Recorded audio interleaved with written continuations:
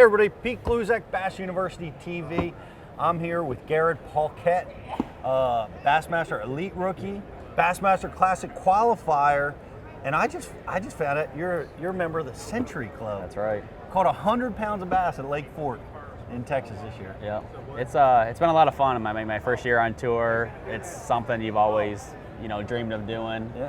And especially with that event, I actually, as a kid, I kind of fantasized about having one of those Century belts ever since I saw one. And we've always joked around, and it's funny because I'm not a big fish guy or anything. I'm more of the guy that does well, and it takes 13 to 15 pounds a day to win a tournament. But when we saw that tournament come up, I knew that was going to be an opportunity to finally get one. And the first crack at it, we got it done. So check off, on to the next thing. I've been fishing for about 20 years. I don't have one, but we're still working on it. My question for you is why aren't you wearing the belt? I think I'd be wearing it to church and yeah, that's a good everywhere. I think I'd wear it everywhere. That's a good story. On live, when I caught the last fish to put me over, I actually said to the Bass Live cameras, "Trip, get my belt ready." And I don't know if that went over well or not, but they're not ready. They're not ready apparently, yet. I think it's gonna be next year at the Classic or something. We're getting them, so I gotta wait a little bit. I'd be like walking around ICAST with it over my shoulder, like you're in the UFC holding it up. Yeah, exactly. I would. We were at the flipping contest. I'd be holding it over my head. But that's great. It's congratulations on an amazing tournament and a great start to your career. And you've got some grass lakes coming up and. With Cayuga, maybe Thousand Islands if you decide to do that, but there's a lot of great grass fishing up there with the largemouth, but grass fishing is one of my favorite things to do in the world. I grew up fishing milfoil. You're from the Lake St. Clair area. Yep. We've got a lot of great milfoil lakes all around that region, so you're going to talk to us today about your techniques and strategies for fishing milfoil. I can't wait to hear about it. Of course, I'm talking to the king of milfoil fishing himself. But yeah, where I grew up, we obviously have Lake St. Clair, but a lot of the smaller inland lakes, our tournaments are won by flipping grass, usually flipping grass or fishing docks. So I've spent a lot of time doing this, and I've kind of, figured out a few things that works for me as far as doing this technique and, going to Cayuga and even like the opens at Oneida.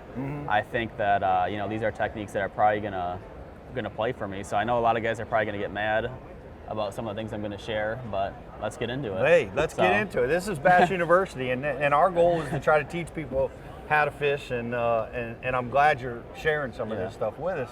Well, let's get started. Okay. What is your attack for a milfoil lake? Like milfoil up in our part of the country, it really doesn't get going until probably June or July, where it starts getting tall enough where the fish start using it. Yeah, that's about the same for us. This is not a pre-spawn technique or even a spawn technique. You got to wait till the days get hot, that grass grows up. Whether it depends on the lake. You probably want at least 4 foot of water there. And then as depending on how clear the lake is, the grass, I've seen it grow as deep as 15 to 20 foot. But generally, that 4 to 10 foot range is probably what you're going to be fishing with this. And there's a lot of techniques to use, whether it's a chatterbait, topwater, but the bigger fish, in my experience, it really comes down to one technique, which is flipping.